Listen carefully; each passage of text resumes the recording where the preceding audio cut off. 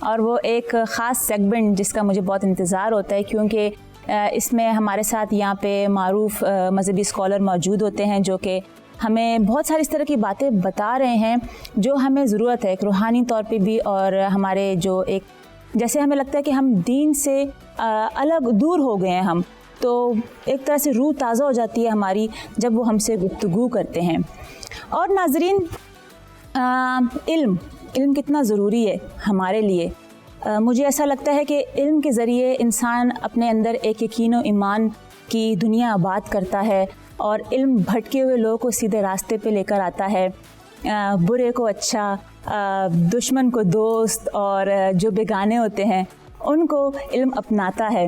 اور اس کے علاوہ اگر ہم دین کی روشنی میں دیکھیں تو علم کی اہمیت و فضیلت، ترغیب و تاکید دین اسلام میں واضح طور پہ موجود ہے۔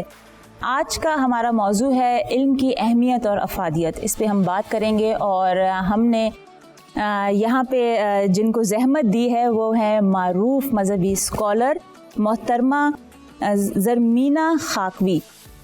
السلام علیکم۔ وعلیکم السلام۔ کیسی ہیں؟ کیا حال ہے آپ کا؟ الحمدللہ، آپ کیسی ہیں؟ میں ٹھیک ٹھاک الحمدللہ۔ آپ کو رمضان بہت بہت مبارک ہو۔ بہت شکریہ، خیر مبارک، آپ کو بھی بہت بہت مبارک ہو۔ بہت شکریہ۔ میرا آپ سے سوال ہے، چونکہ آج علم کے بارے میں ہم بات کر رہے ہیں، تو علم کی اہمیت اور اس کی فضیلت کے حوالے سے جو ہمارا دین اسلام ہے وہ ہماری کیا رہنمائی کرتا ہے؟ شکریہ ہمارا۔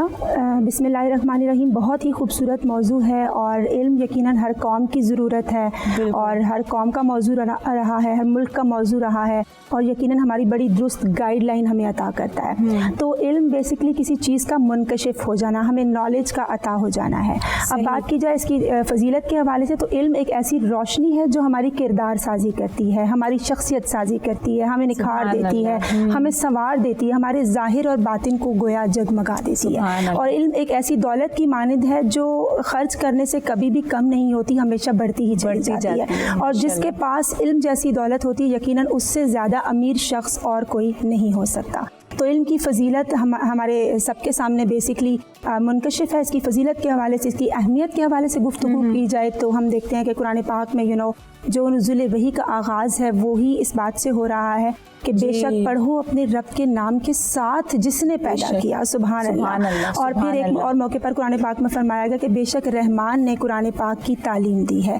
پھر آقا علیہ الصلوۃ والسلام اس دنیا میں معلم کائنات، معلم انسانیت بن کر اس دنیا میں تشریف لائے، جن کی آمد سے، جن کے ایمان کے نور سے، اس علم کی روشنی سے ساری کائنات جگمگا اٹھی، بد اخلاقی اچھے اخلاق میں کنورٹ ہو گئی، ہر جانب روشنی پھیل گئی، تمام جو برائیاں ہیں وہ اچھائیوں میں تبدیل ہو گئیں۔ تو آپ صلی اللہ علیہ وآلہ وسلم کی اس علم کی برکت کی وجہ سے ہوا جو اللہ رب العزت نے آپ کو عطا فرمایا تھا کہ بے شک اتر کر ہرا سے سوئے قوم آیا، اور ایک نسخہ کیمیا ساتھ لایا، مسح خاک کو جس نے کندن بنایا، کھرا اور کھوٹا الگ کر دکھایا۔ اور پھر ہم سب جانتے ہیں کہ اللہ رب العزت نے فرمایا رب زدنی علما۔ اے محبوب صلی اللہ علیہ وآلہ وسلم، اس کا مفہوم ہے کہ آپ فرما دیجئے اے رب میرے علم میں اضافہ فرما، یا اللہ تعالیٰ میرا علم بڑھا۔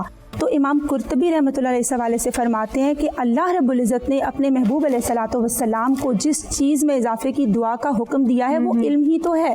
تو اس کی فضیلت یقیناً یہیں سے اجاگر ہو رہی ہے کہ علم حاصل کرنا کتنا ضروری ہے، اور علم سے ہماری شخصیت کتنی جگمگا جاتی ہے۔